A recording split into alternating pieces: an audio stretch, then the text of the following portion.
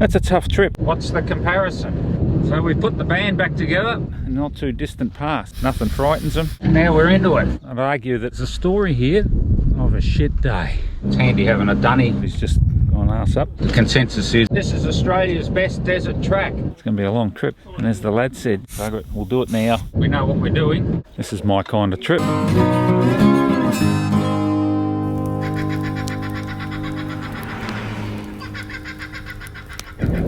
This is something a bit different. We've got ourselves a convoy. But we're not trucking through the night. We're heading off early in the morning. Although having a convoy does mean that it's slightly later than what we'd probably normally be heading off. That's all right. Our mission, should we choose to accept it, is to prove a theory that I had a while ago, and that is that this is Australia's best desert track. Now, there's been a bit of water under the bridge since I made that claim. Quite literally in places. In other places it washed the bridge away. It's not so wet over here. In fact, they've missed out on most of the rain that was flooded the whole eastern half of Australia. So we're setting out to prove whether I was right or wrong. Is Googs Track the best desert track or trek in Australia? And to help me prove that or dispel that concept, we've got a fleet of vehicles, we've got a crew, and I'll see what they got to say about it. Is this the best desert track?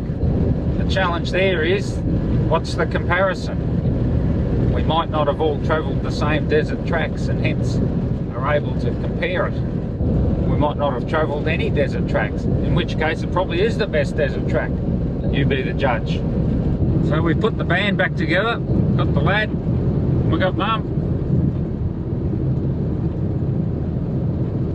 the old crew. We've been put out the front of the convoy. There's an expectation that we know where we're going. I hope the expectation's not that we know what we're doing. But either way, poke out into the Googs Track, spend a couple of nights camped out in the scrub there in the mulga. What is it, Mallee? We'll spend a few nights camped out in the Mallee scrub. Some great camp spots out here. We'll dispel the myth or prove the myth. Come along with us. We've got a bit of a motley crew. Got the 79 series, we've got the Ranger. There's oh well, we've got the big IVECO. And then out the back there, what do we got? We've got a Triton, nothing beats them. Well, no, nothing frightens them. And I think there's another Triton over there behind the Ranger. So we've got a bit of a mixed bag. And for the most part, this is new territory for the team. They're all pretty excited. They've actually postponed this trip a few times over the recent years, just trying to get the stars to align. And they have. It's a bit of a gloomy old day. Had a bit of moisture around overnight, quite blowy. And southwesterly blowing straight across the bay there at JOURNi certainly is of interest and gives you a bit of a battering. Camp there in the campgrounds in town, but that's all right. It's all part of being in this part of the world. Well, the crew's using all their different methods for air and down. And it's tempting not to go to full lowered pressures here, but I know that in due course we'll want the full reduction in pressures, so we'll do it now. It'll smooth out this first bit of track anyway. Pretty early in the season, so there's probably not a lot of traffic being in front of us, so it'll be interesting to see how that compares. Last time I was here, I'm going to say it was late in the season, so I'm expecting quite a different experience in terms of track conditions. Certainly different in terms of weather. It was raining just as we pulled up, bit of moisture. That's certainly going to be good for the sand. Make it a bit easier, of course. See what that means for the landscape and the vegetation, but it is extremely dry. They've had a really dry summer out here. We've been following some tracks, some footprints down the track. There's a little bit of debate whether it was a wallaby, kangaroo or a emu. The consensus is it was probably a wallaby or kangaroo. Gates. Having learnt their lesson, my co-pilots are a bit gun-shy when it comes to traversing country that adjoins pastoral lands. Tradition has it, the navvy, typically saddled into the front seat, gets all gate privileges. I was shocked on this occasion. Mum pulled rank, and the lad, although being relegated to the back seat, had received strict instructions. The next gate is yours. This is my kind of trip. We're only 5 minutes into it and it's smoko time. We'll take that any time. But although if we're having smoko every 5 minutes, it's going to be a long trip. Nothing wrong with long trips though, I guess. And we just pulled up here. Some new signage and interpretation. There's a nice new bit of infrastructure just here. And as the lad said, geez, for something that hasn't been here very long, it's rusty already.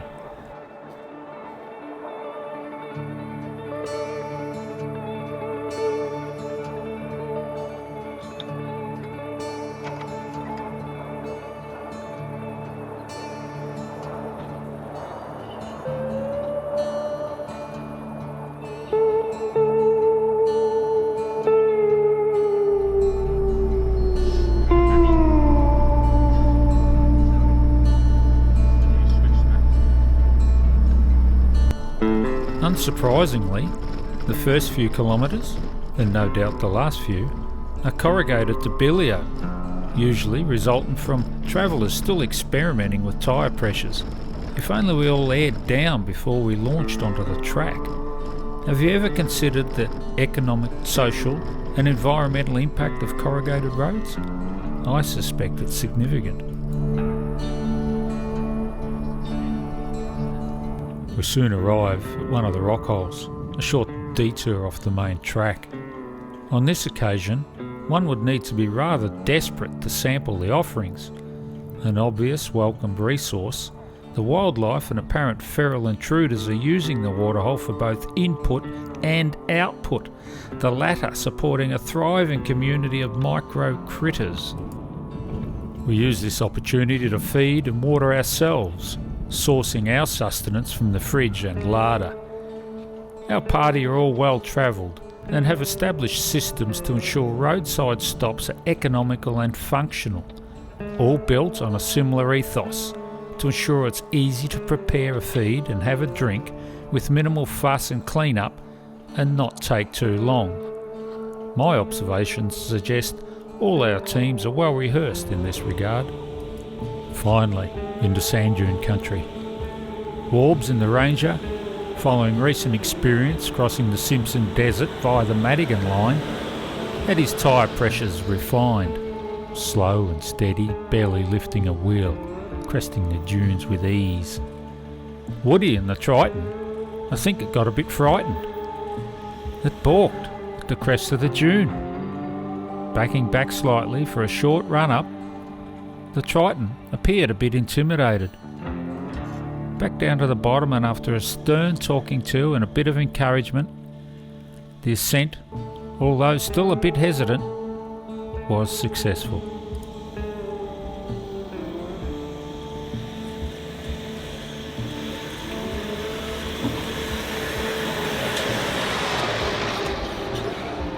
CB in the 79 is right at home in the desert.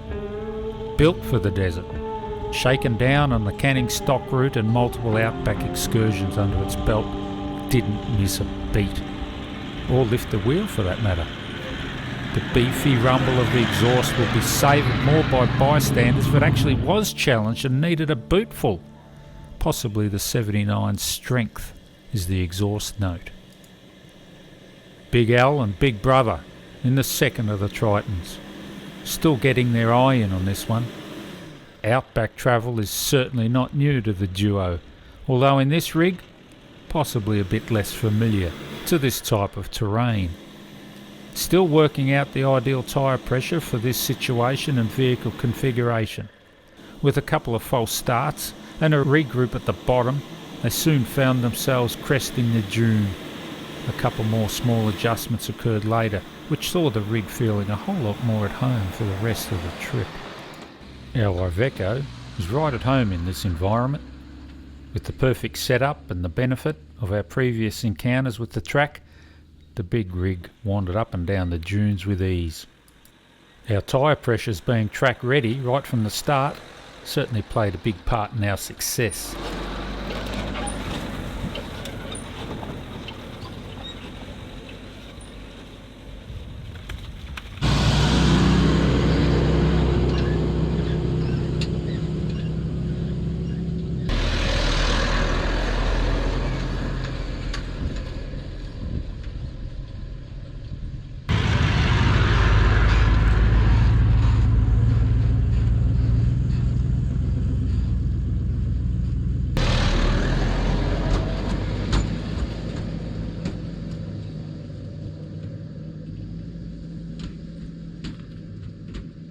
Like most seasonal travellers traversing new territory, our crew are fascinated with the story of the Denton family's connection to the country, their long association with and commitment to the construction of Googs Track.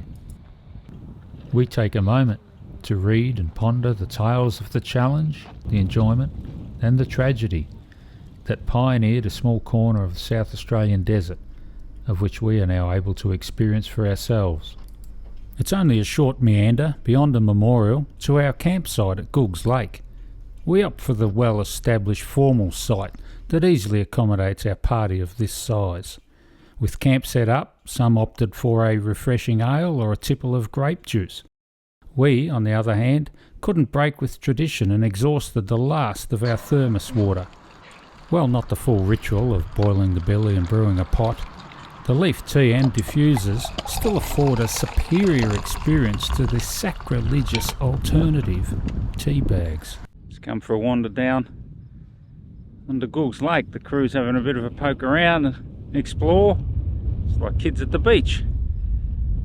It's had water in it fairly recently, I suspect. In fact, it's still got water in it. You can see just a little bit just here. Maybe it's been a bit of more recent rain just soaking through. You don't have to go too far out before it starts getting pretty sodden. We just had a bit of time in camp. We got to Googs Lake campsite a reasonable hour, so a bit of time to explore, and the crew's just dispersed out across the banks of the lake. It feels like the lake is drained out in not too distant past. Pretty spectacular to see it full. I haven't done that. We might have to put that on the list of things to do. I'm hushing the dog on the chain. I'm running up stones on the edge of the bank. Rally the troops for another refrain. I sing this softly to myself. I sing this softly to myself.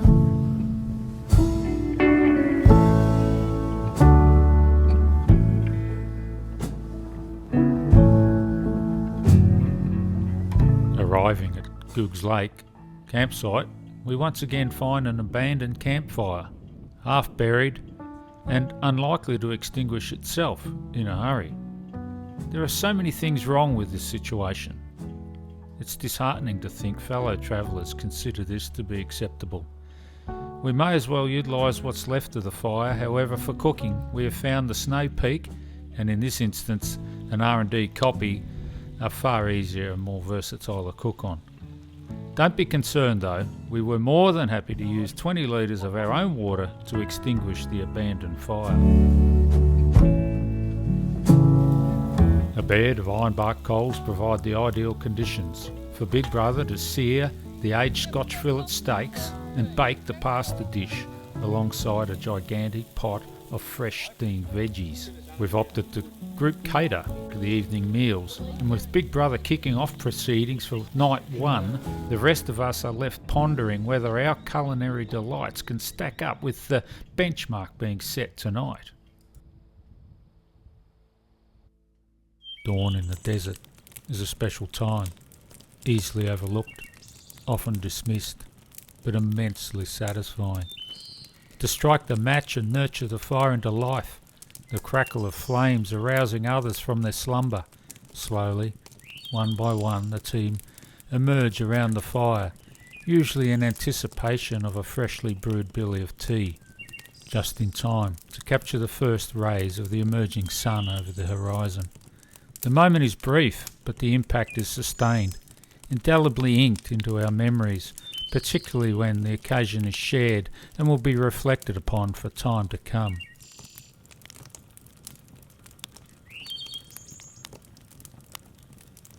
Googs Lake is actually quite expansive. When you head out from the campsite and head east along the lake's edge, you then see these points where it breaks out through the dunes on the opposite bank, and there's actually significant lakeage beyond the bank here. I'd argue that there's actually more lake beyond that first dune than we can see from camp. There's a far bigger expansive lake beyond. We left camp this morning and poked around the lake, the edge of Googs Lake. Had a look at some of the other campsites and look out to the eastern end of the lake. So it's worth doing just to see what else was around. There's actually far better campsites out there than the ones right near the main campground or near the toilet. When you've got a fair group, like there is this time, there's 11 or 12 of us, it's handy having a dunny, makes all that side of things a bit easier. Now we're just poking along the Googs Track to the north, heading towards Mount Fink. Just had a bit of smoko, now we're into it.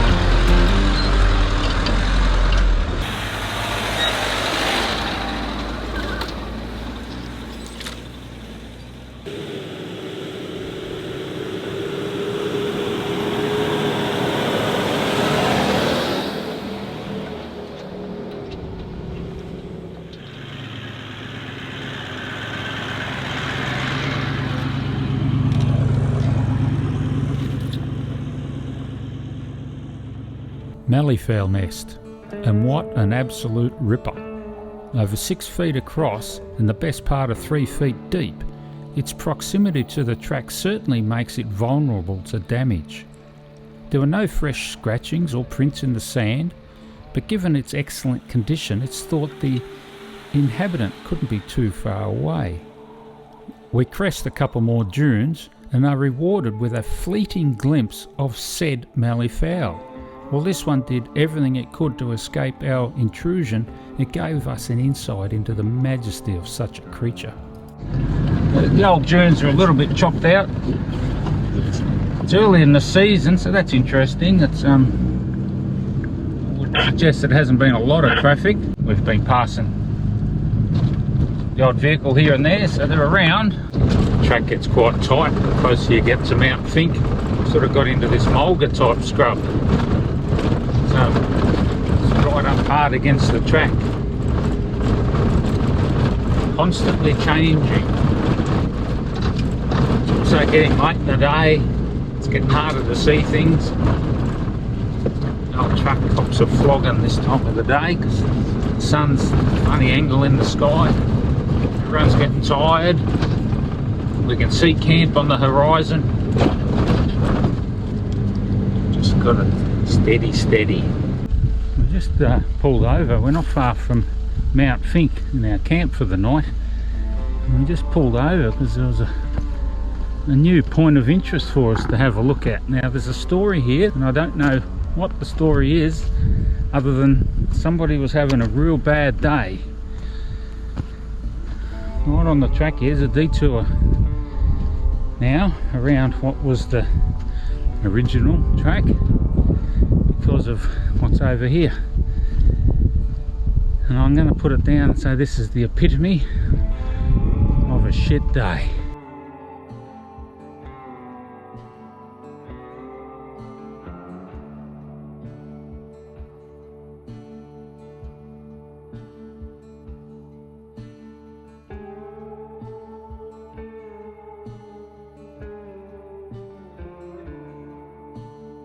So the question is, of course, is why? What happened? Other than he had a real shit day.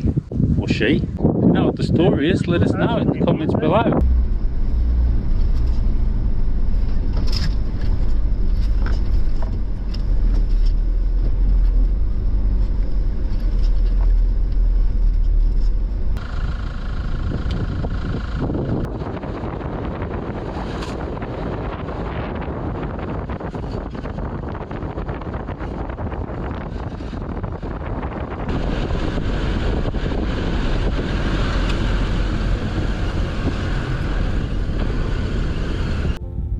It's been a big day in the saddle. The crew's just having a bit of a kick back around the fire. We've got a couple of fires going there, a couple of snow peaks. One's got the rotisserie on it with the lump of beef, roasting that up, and then another one, camp oven.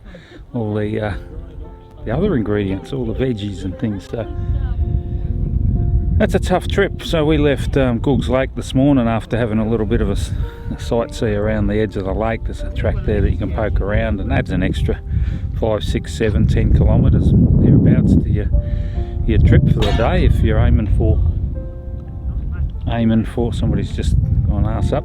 If you're aiming for Mount Fink, which we have, campground, yeah, that adds an extra sort of 10k-ish to the trip. But anyway, we got here late in the day after poking along, but it's a real tough drive, and it just meanders, it doesn't stop. There's no moment where you can have a breather and just sort of take your mind off what you're doing. You just got to keep at it. Everyone's sort of a bit worn out, but tuck it out. Mount Fink. So the summit itself is over the back. Jacko tells me there's a track heading down around the south side, and I should have sussed that out last time I was here, and as a result I've got unfinished business. The sun's almost gone down there. The temperature's going to drop significantly as soon as that sun disappears, and in the meantime I'll go and kick back with the team and enjoy a bit of joviality. Probably have a cup of tea or three. A few other beverages going down over there as well, I suspect. Sounds like there is.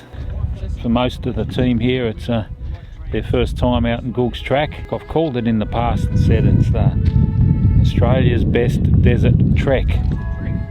And, you know, it's certainly up there. If it's not the best, it's up there. It's a forested desert, quite different to some of the other deserts that we poke around in the country. There's no moment where you can have a breather. You're at it all the time, and we did notice that some of the dunes at this northern end, the southern approach to the dunes, which is the way we're travelling, are pretty chopped out. They're short and sharp. They're not necessarily overly long. They're just short and sharp, and they're constant. They just go from one to the next, to the next, to the next, to the next. And it does catch you out every now and again. You get a little bit complacent, and it's easy to miss a gear and just, oh shit, you're halfway up the hill. Oop, drop it down into low range, crawl over, off we go again. But for the most part, I'm cruising along in high second, first, but you know, some of the more technical dunes.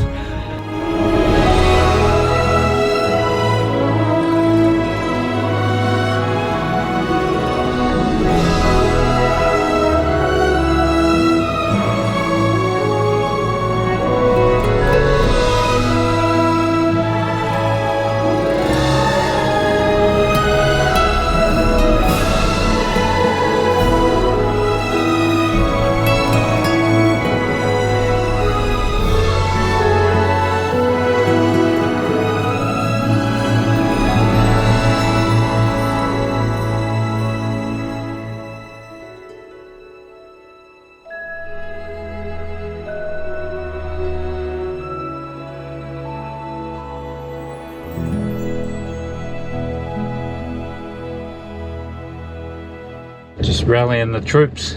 Bit of a slower start this morning. It's almost 9 o'clock. A bit of a lazy start, if you like. There was no rush. We're just going to poke out northern end of Googs Track and hit up the east-west road that runs along the railway line out through Tarcoola and see where we get to. So destination unknown. I just jumped in and fired up the truck. It's always a good way to get people fired up. Might have worked. We had a great night here at Mount Fink. Just camped down in the lee of the mountain. The breeze dropped out just on dark. It seems to do around this country. It gets a bit blowy earlier on, but then as soon as it gets dark, the flies disappear and the wind disappears. Yeah, great feed last night. Roast, lump of meat on the spit, cooked up by old mate Warbs. It was good spread. So anyway, we'll hit the track, wander down the road, see where we get to. A few more dunes between here and the end of the track. First dunes of the day usually a bit easier because the tyre pressures are still a bit lower with the cool air. The heat of the day hasn't got onto the sand and softened it up, loosened it up.